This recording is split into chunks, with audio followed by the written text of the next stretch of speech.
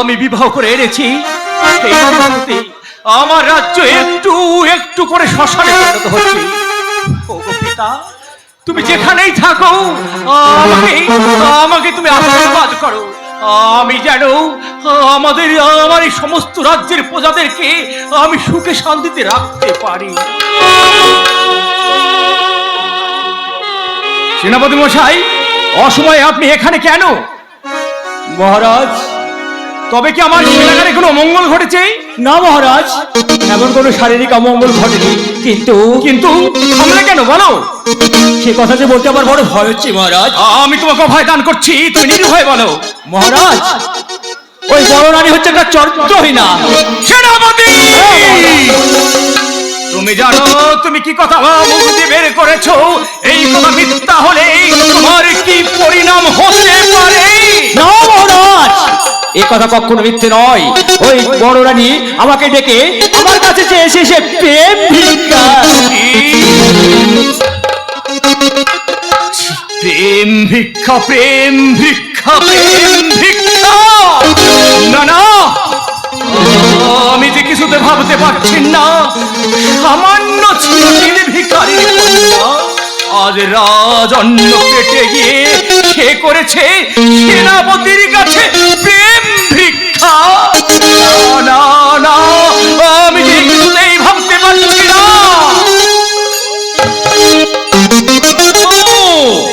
তুমি তুমি যেখানেই থাকো, তুমি যেখানেই পালিয়ে যাবে, আমি তোমাকে আমি কঠিনতর শাস্তি দেব।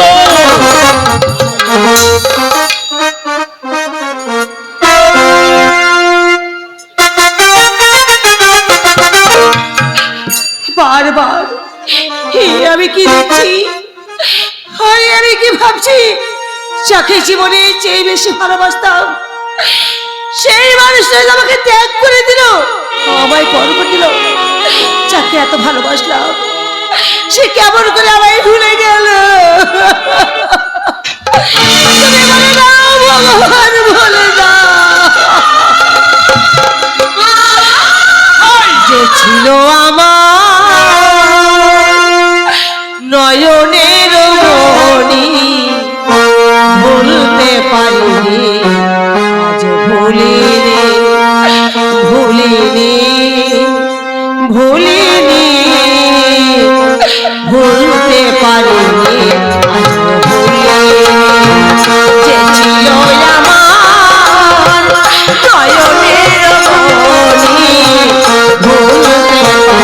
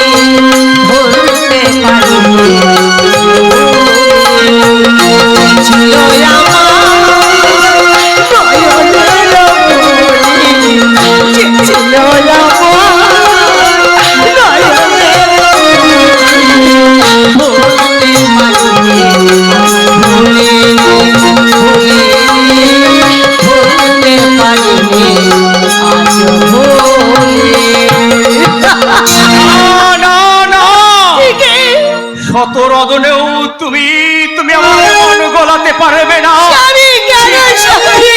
ছিলে তুমি দিনে ভিখারির কন্যা। আমি আজ আজ রাজন্য পেটে গিয়ে তুমি সেনাপতির কাছে করেছো প্রেম ভিক্ষা। না স্বামী না, আমি ভিখারি মেয়ে, কিন্তু চাঁদের গায়ে কলঙ্ক আছে, আমার গায়ে কলঙ্ক নেই স্বামী। তুমি তুমি আলোকে চেনো না, তুমি জানো না কেন মিথ্যা অপবাদ দিচ্ছ। এত বড় জঘন্য কাজ আমি করতে পারি না স্বামী। আমি তোমাদের পায়ে ধরে বলছি, তুমি আমাকে ভুল বুঝো না, আমায় ছাড়িয়ে দাও। না না না, স্বামী আমি তোমাকে বড় বড় ভালোবেসে বিবাহ করেছিলাম। স্বামী? আর তুমি তুমি সামান্য সেনাপতির কাছে করেছো প্রেম ভিক্ষা।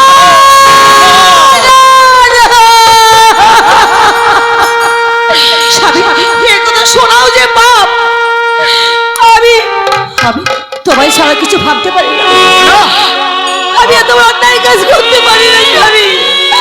তুই একটি বার বিশ্বাস। তুমি তুমি এই মুহূর্তে হতে অনেক অনেক দূরে চলে যাবে। তুমি তুমি আমার সামনে থেকে দূর হয়ে যাবে। কোথায় কোথায় ঘাত? স্বামী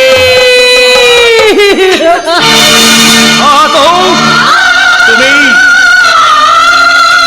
তুমি এই বিশ্বাসঘাতনীকে নিয়ে গিয়ে ওই দক্ষিণী শ্মশানে তুমি তাকে হত্যা করবে।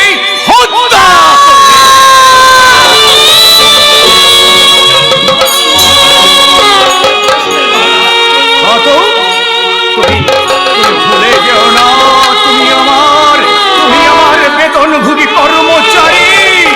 আমি আদেশ করবো তুমি অক্ষরে অক্ষরে পালন করবে। তুমি তাই করবে, এটা আমার আদেশ। বেতনভোগী কর্মচারী। ভগবান, তুমি কি নিষ্ঠুর, কি পাষাণ। তুমি আমায় ক্ষমা করো ভগবান। বিনা দোষে বিনা অপরাধে দোষ না করে সারা জীবন আর কত দুঃখ কষ্ট সইব তুমি আমায় বলে দাও। কেন তুমি মৃত্যুর সময় আমাকে তুলে দিতে না ঠাকুর?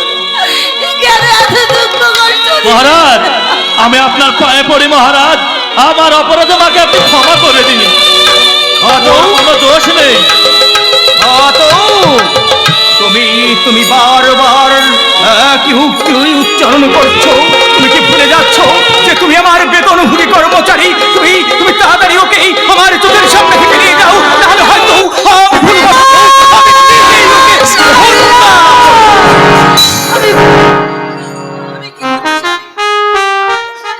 চলে আয় মা, মহারাজ তোকে ক্ষমা করবেন না। তুই চলে আয় আমার সঙ্গে। স্বামী, এটাই কি তোমার শেষ কথা? জানি না কোন দোষের দোষী করে কোন অপরাধী আমাকে বিনা দোষে শাস্তি দিচ্ছ। তবে স্বামী, সত্যি যদি আমি তোমাকে মন প্রাণ দিয়ে ভালোবেসে থাকি, একদিন ভালোবাসার টানে তোমার আমি একদিন তোমার ভুল ভাঙবে। সেদিন হাজার চেষ্টা করলেও তোমার আলোকে খুঁজে চলে আয় মা, পাবো না, স্বামী। আমার সঙ্গে চলে আয়। স্বামী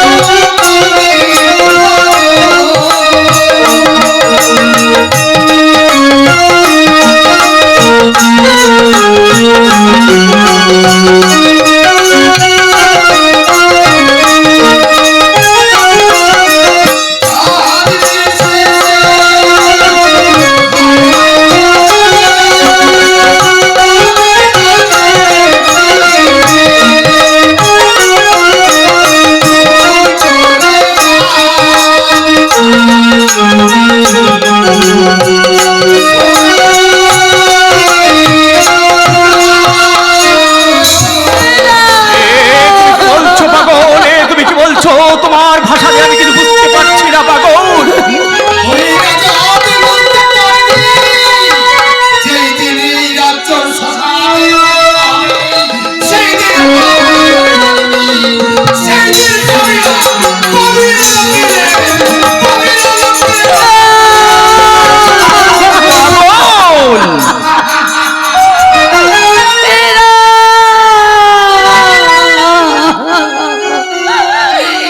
স্বামী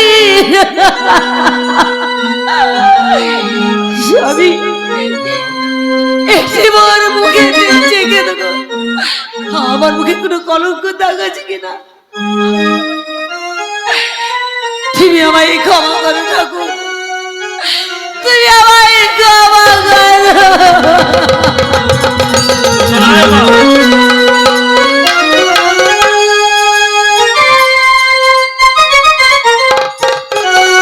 স্বামী যাওয়ার আগে তোমাকে একটি কথা বলে যায়। স্বামী তোমার ঔরসজাত সন্তান আমার গর্ভে, তাকে আমি গর্ভে নিয়ে চলে গেলাম। না না না, আমি পাপ করেছি কিন্তু আমার সন্তান তো কোনো অন্যায় করেনি।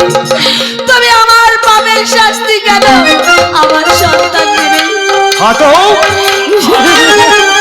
আজ আজ যখন আমার ঔরসজাত সন্তান তার গর্ভে, তাকে তুমি হত্যা না করে তাকে ওই দক্ষিণী শ্মশানের ওপারে তুমি তাকে দিয়ে আসো বনবাসে।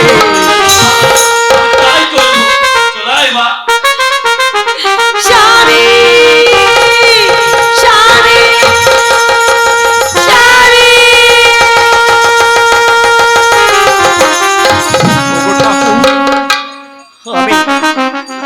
আমি সেনাপতির কথা শুনে আজ আমি আলোকে দিয়েছি বনবাসে। যদি কোনো তোমার কাছে আমি অন্যায় করে থাকি ঠাকুর, তুমি আমার ভুল ক্ষমা করে দিও ঠাকুর। আর আমার আলোর প্রতি তুমি সহায় থেকো ঠাকুর, তুমি আমার আলোর প্রতি সহায়